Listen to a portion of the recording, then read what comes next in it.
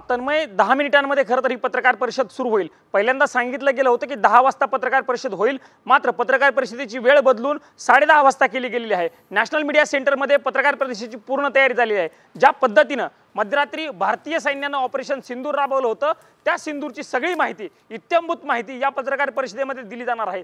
तिन्ही सैन्य दलाचे जे प्रमुख असणार आहेत ते देखील या पत्रकार परिषदेमध्ये उपस्थित असणार आहेत। एअर स्ट्राईकच्या द्वारे जरी हा हमला पाकिस्तानवरती केला गेला असला तरी हे सांगितलं पाहिजे तन्मय की नेव्ही असेल, आर्मी असेल किंवा वायुदल असेल, या तिन्हीच्या संगनमतानं, तिन्हीच्या कोऑर्डिनेशननं खरं तर ही सगळी कारवाई जी आहे ती सक्सेस केली गेली होती। आणि म्हणून या ऑपरेशन सिंदूर संदर्भातील पत्रकार परिषदेची माहिती जी आहे ही तिन्ही दलांचे प्रमुख जे आहेत ते पत्रकार परिषदेमध्ये देणार आहेत। असं देखील बोललं जात आहे की केंद्रीय संरक्षण मंत्री राजनाथ सिंग हे देखील या पत्रकार परिषदेमध्ये असतील अशी देखील माहिती मिळत आहे, पण त्याची अद्यापपर्यंत अधिकृत पद्धतीने माहिती दिली गेलेली नाहीये।